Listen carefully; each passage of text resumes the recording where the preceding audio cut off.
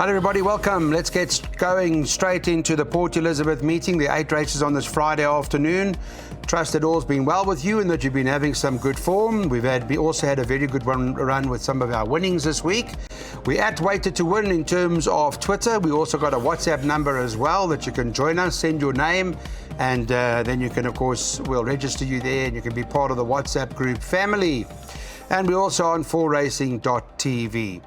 Well, let's get straight to the point now, and with the first race on the card, run over the 1,200 metres, this being recorded a few days before. And it's interesting because when you watch the race closer to time of the race, to give you an idea as to what the market looks like, and take a note of scratchings and just be alert. And 2 Potent is favourite at 15 to 10, but joined with this horse, Russian Empire, who's at 16 to 10, Darren, and the market indicating it's absolutely a 2-horse race.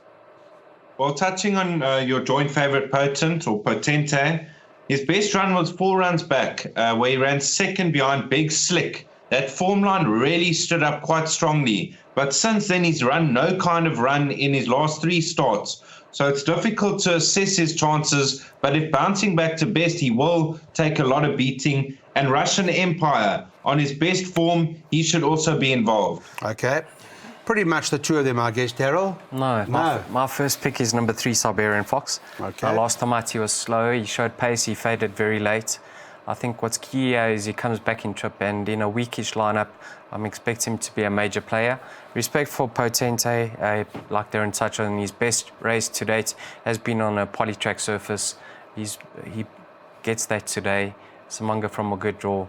He should be right there to finish. But for me, Siberian Fox is the value play. So there's good value to be had at 6.5 to 1? I'd have a nibble, yes. Have a nibble. Okay. Well, Daryl Marie's on to Siberian Fox at a decent price. So, well, it is bipot time. So let's put those bipots up. This is the plan. We're going both 2 and 3. So we're not leaving Siberian out of anything.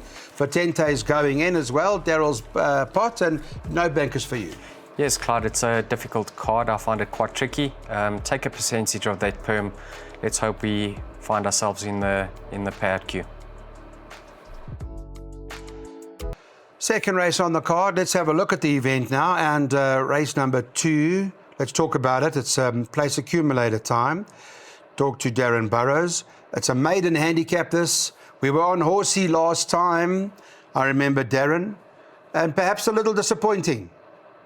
Well, this is a really tough race. I thought he was very disappointing last time out. He just never really found a finish. He was tailed off and then he never really got into the race. The step up to a mile could suit him on pedigree, and he could rate the horse to beat. But I've also got respect for McTavish and Global Gunner. But I'm just hoping that we can survive the PAs here. Yeah, it seems like a hard leg. You know what I found last week with Fairview was the poly was very fast. Everything was going to the front. Those who were sitting behind, coming from far back, Samanga had them swinging for home, 6-7 off the leader, those that we were following. And whilst he did nothing wrong, he just couldn't make it up. The track wouldn't allow him to make it up. And the track can play that way on certain occasions. I guess it depends on, I would imagine the repetition of treating a track is always the same, but sometimes certain variants factor. So we don't know how fast or how slow or how tough the track will be on Friday, but it's important, I guess, to watch racing, and then you'll get an idea as to what the rest of the day looks like. What's also important is to take note if they find any interference, and he was taken out at the start, Claude. He didn't get a clean break whatsoever, and thereafter he was never in contention. You know, he did try the 7 furlongs in the Western Cape. He finished 4.5 lengths behind on that occasion. He was running on. So there's no reason to believe that he's not going to get the mile. And if he is going to, it's going to be in a shallow field like this. So I do think he can bounce back to, well, he's better than his later starts. I like the look of Music Box Special as his biggest danger. He moved up extremely dangerously last time out, Clyde, and he started running around. They've opted to put a pair of blinkers on him, and I think he's going to reverse the form with those that finished ahead of him on that occasion, the likes of McTavish and Global Gunner. So for me, Horsey and Music Box Special to fight this second race out. Okay, well, there's another stable that's in great form, Sharon Kotson. Let's have a look what we're doing in place accumulators. Here's a look. Darren Burrows has put his PA up, and I would imagine no bankers for you either, Darren. No bankers, probably the toughest card I've seen in months. I'm just hoping to survive the PA and double it up along the way, and it's going to pay a big dividend. So it's 1 and 3, by 1 and 2, by 1 3 7 8, by 1 2 3, by 3 5 6, by 3 and 5, by 2 4 and 8 at the back. It's a cost of 864 Rand, or 87 Rand will give you 10%, and you'll probably double up a couple of times.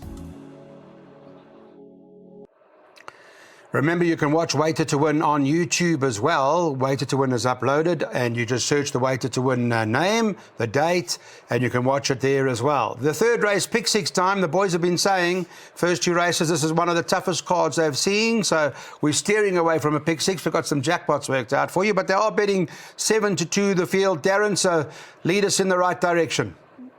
Well, I haven't really got a best bet on the card, but if I had to lean towards one, it would be a horse like Ushuaia.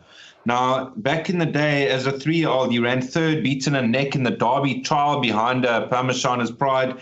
Then he lost his way a bit, but he joined the Greef stable. He had a sprint up over 1200 with the tongue tie fitted, and he absolutely took off at Narcos. From last at the 400, he got beat a short head.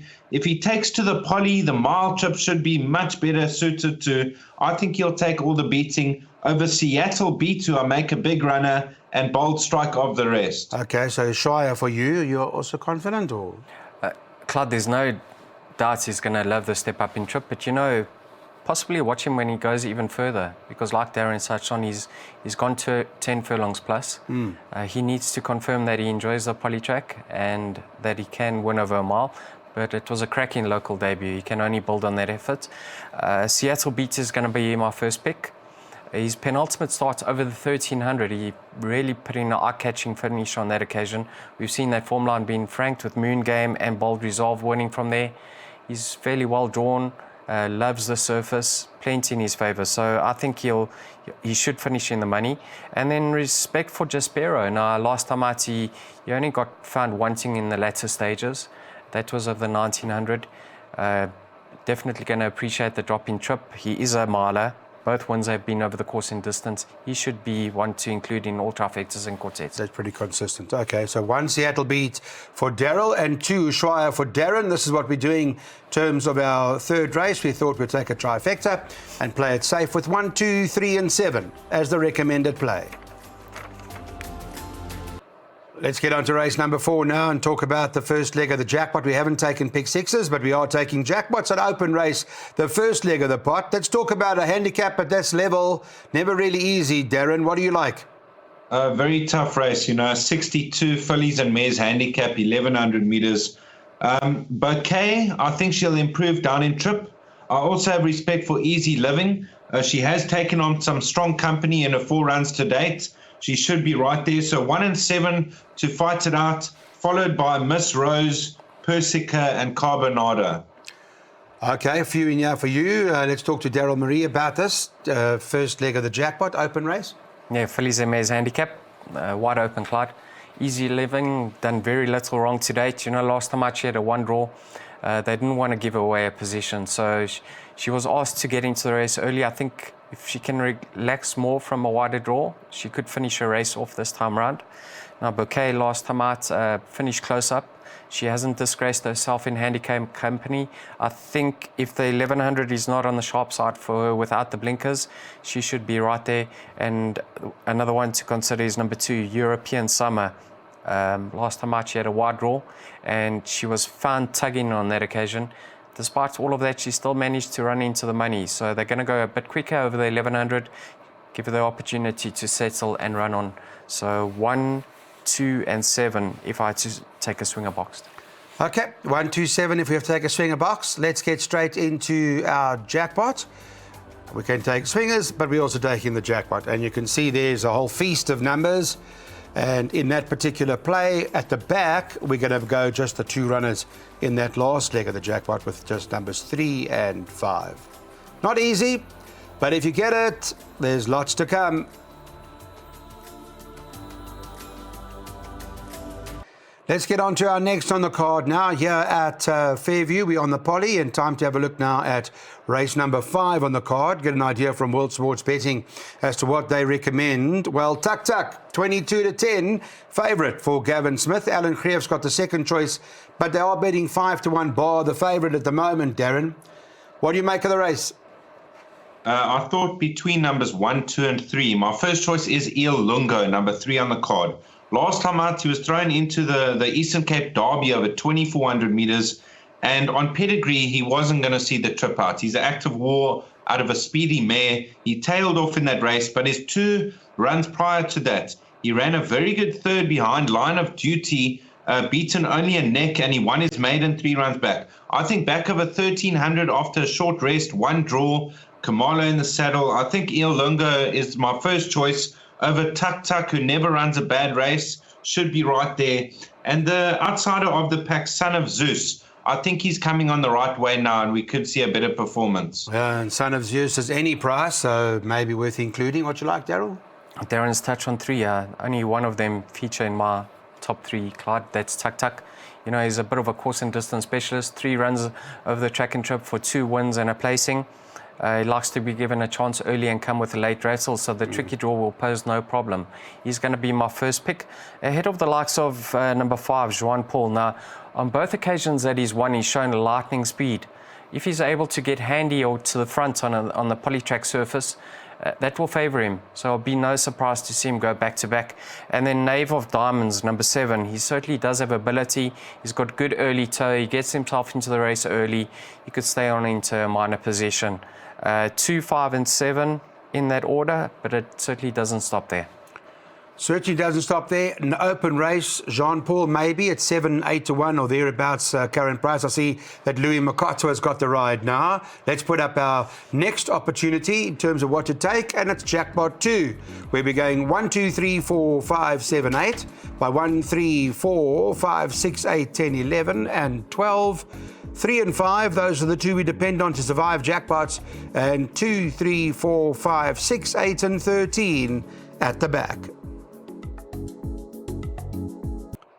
All right, Sharon Kotson tops the board here, though it's an open race, almost 4.5, 5-1 the field here, and Scarborough Fair, top of the boards at the moment. Then you've got Alan Greef's number 4, Paris Opera, is the second choice at 5-1, and Big Sky Country's in there at 7-1.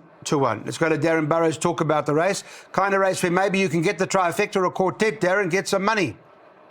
Yes, I thought Scarborough Fair, the horse to beat.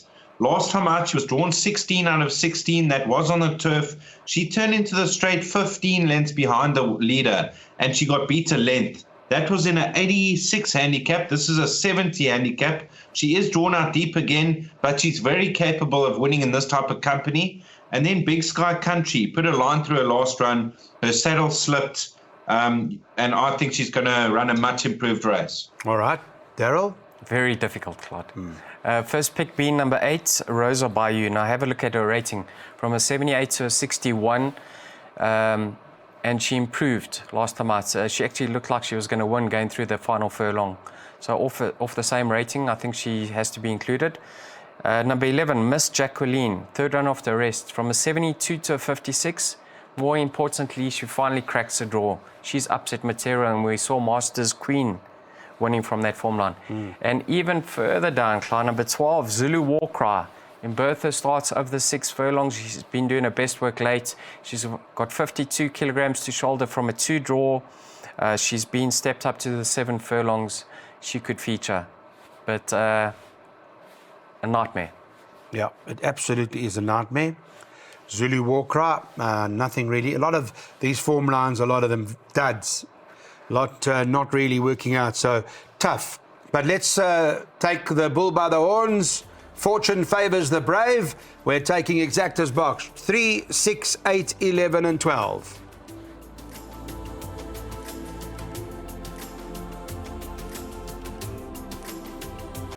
Jack and Ginger and Vida Futura, as we record this a couple of days before the race meeting. This is how they were betting. Jack and Ginger, number 3 on the card, 3-1, and 5 Vida Futura. We were all on that last time at 7-2. And I know in our jackpots we've got these 2 horses going, Darren. I thought between them two, but Vida Futura, I thought very disappointing last time out. You know, he did have a bit of ground to make up, but he was one-paced. He's a big plodder, and I'm not too sure what to expect this time around. I can't give any confidence, but on his best form, he should win a race of this nature. But Jack and Ginger, strong front runner, should be right there at the finish. And another one to consider, Almegwa. The blinkers go on. He's always tailed off early in his races. Maybe the blinkers will give him more early toe. Okay. Well, I mentioned to Daryl just now about the track being fast last week, so hopefully Vida Futura, who was fairly well placed, turning for home, had 7-8 lengths to make up, couldn't make it up. Simple as that. What do you think? Yes, Claude, he came out slow and he was overdoing it in running on that occasion. So he did have a few things that went against him. But in this race, Claude, you've got the likes of the pacemaker being Jack and Ginger. Now he's one-paced. He can't make it a crawl and then sprint because he's not going to fend them off in the straights. He's going to make it a decent, honest gallop. And I think that may give the opportunity for Vida Futura to settle in running. And Darren, I think he's much better than his last start. If he doesn't get it right, I'd be starting to give up on him. So for me, I'm giving him another opportunity. That's number 5, Vida Futura. Jack and Ginger shows a natural pace. He's in good form. He's going to have every opportunity to turn him for home. But I think Vida Futura will run him down. All right, Vida Futura perhaps will get it right this time. And Natural Danger, of course, is the horse that they like in terms of your favourite Jack and Ginger. All right, well, let's put our bets up here. We're taking the following. This is the plan. It's 3 and 5. We've been talking about those two all the time, and we expect them to battle this out.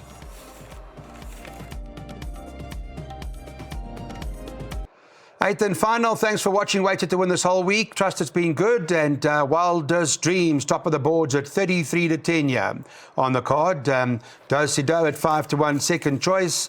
And then you got Crafty Heart at 11 to 2 and Got It Done at 6 to 1. So in terms of the market, Darren, it's 3, 2, 5, 4 in that order. What's your order? My order is 2, 4, 8. Do-Si-Do, she has performed over this sort of trip. Last time out, that was an encouraging effort over a mile on the poly. I think she's open to further improvement of her current rating.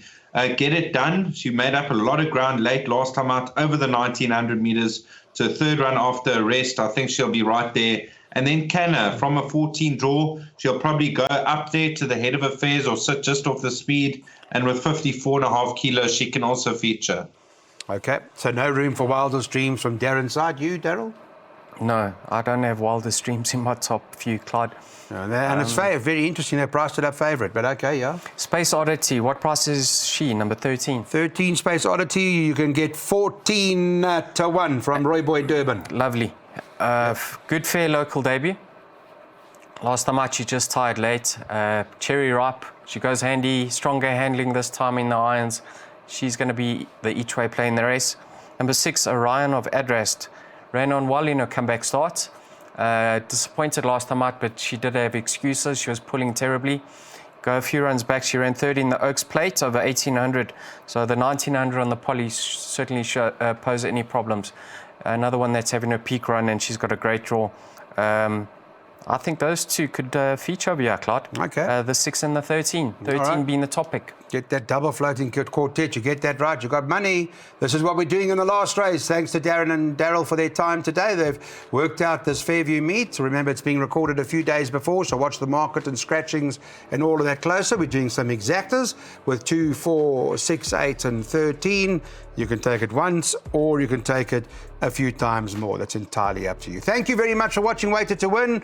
Thanks to all of the guys in the back of house, Ricky, Pietri, all the team that always support us in the week. We're back on the weekend. Have a fabulous time.